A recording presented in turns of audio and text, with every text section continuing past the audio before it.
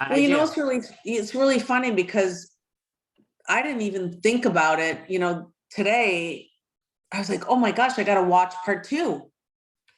And to me, it's the perfect example of where it didn't even register to me. Like I knew that you and I were talking, but it didn't even register that I hadn't even watched it. And when you're really into something, you don't forget that you want to watch something. And I feel And I last don't, season you were into it. You watched like you were into it.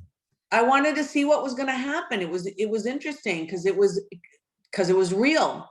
This felt so contrived. I think that's the biggest thing. It felt so drummed up. It just wasn't sincere. It was like, we need a target. Someone's got to go down.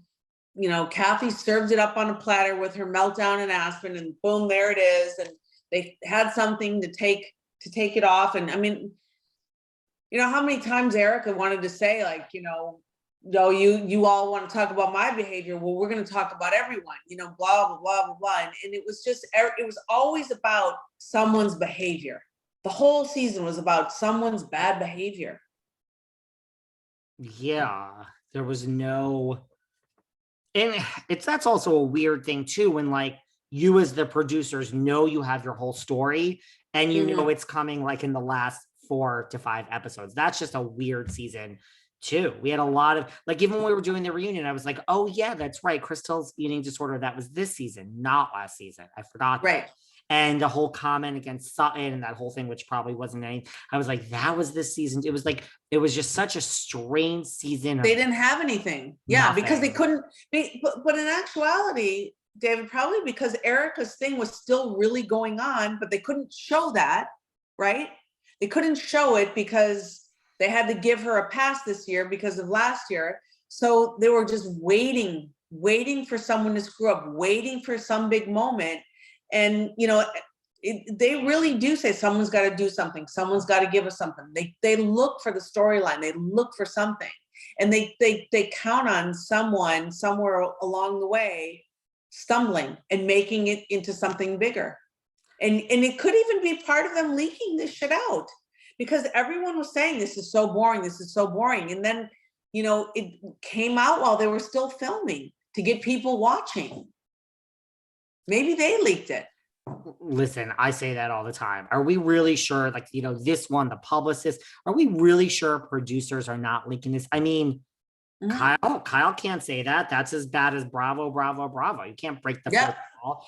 No. I mean, I'm not sure for all these franchises that producers don't, because I've been involved where like I'll be hanging out with the Jersey girls and something is literally in the press like the next day. And it's like, right. How? Yeah. Like this was a group that was a smaller group and something major happened. Now, yeah, there were people, outsiders, but I mean, I don't leak anything because I don't give a fuck, really. Listen, it either happens on this podcast or I don't really care. Right. But it's out there, and then you're reading it and you were there, so you know, and you're like, this is like 98% exactly what happened. So somebody... And there's other people in the production that, you know, smaller, you know, ADs in the production that try to make things happen, right? Because they want the season to be great. And I know that for me, when I was working and doing season 6, one of the guys came up to me and said, Erika's talking smack about you in her confessionals. And here we were getting along fine, filming. And then, you know, come for the show to start airing and seeing the confessionals, I was like, holy cow, like how two-faced. But he's like, she's saying this and this and that, and someone needs to get her. She's talking bad about everybody. And he like pushing you to say or do something when I'm not seeing anything. There's no reason for me to, you know, not be getting along with her. And he said, but don't say anything that I told you that, because I'd get in trouble. I'd lose my job if they knew I told you that. That's what they do. And also, speaking of that, who's to say? I mean, I always think, who's to say that there isn't like a lower level PA that makes whatever amount of money, and it's not a lot. And Right. you mean to That's tell his me job. they don't have some back end deal with Paid Six or whatever, where it's like $500,000 a story, like leak the whole thing, and like this will be a PayPal and it will never be traceable. Like I always think that. I always think it's some lower level person who's not paid a lot of money, who is just like, oh, hey, People Magazine, I got something. I want $1,000. Totally. That happens all the time. The season that I did, I hadn't even started filming, and it was already coming out in like reality tea or whatever. Am I saying that right? Blurb, yeah, reality, all those things. Like the new girl is coming and bringing it, and she's this and she's that. I hadn't even filmed. And it was all of this stuff coming out that, I was going to take down Faye. I was like, wow, holy cow. And then it was like, oh, she didn't deliver. Whoever said anything? Like, where did it come from? I mean, did I say that I wanted to say something to her? Absolutely. But did it ever come across that I was like going to be like some force to be reckoned with? No, I hadn't even filmed one scene. Well, then that's obviously leaked by the only people that knew.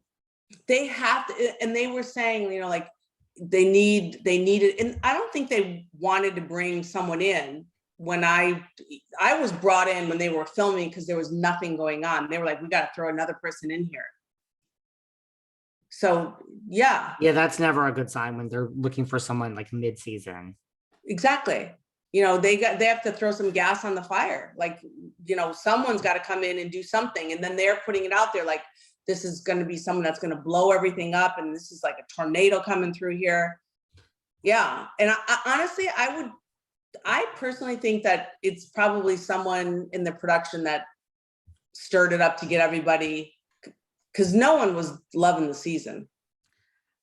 And to your point, this time they might purposely, to keep Rinna, just space it out. Yeah, I think so. People get over things and forget. They don't forget, but they move on to the next drama. Sure. There is a way to bring her back. I'm not saying people are going to embrace her, but there is a way with the editing, if you space it out enough, that they'll forget. They'll find someone else to hate in the meantime. But I do think they're going to look for someone. It's not going to be like a Nicolette Sheridan. She's not right, but they're going to look for someone. She would be so good. She would never do it. I also think, and this is not a knock, I love housewives that are in their 50s and 60s. I just think she's too old for what apparently they're doing at all the franchises. Everybody being hired is like 30, they're Crystal's age, 36. They have 2 New Jersey girls they're mixing in. One is 31. I'm like, what? That's so young. Another one's like 37. It's like, that's so I'm not age shaming. I would love it. No, but maybe that's what works. That, you know what I mean? You don't lose your 50-something-year-old viewers. It's good looking people. They're sloppy. I mean, that's, I remember Vanderpump telling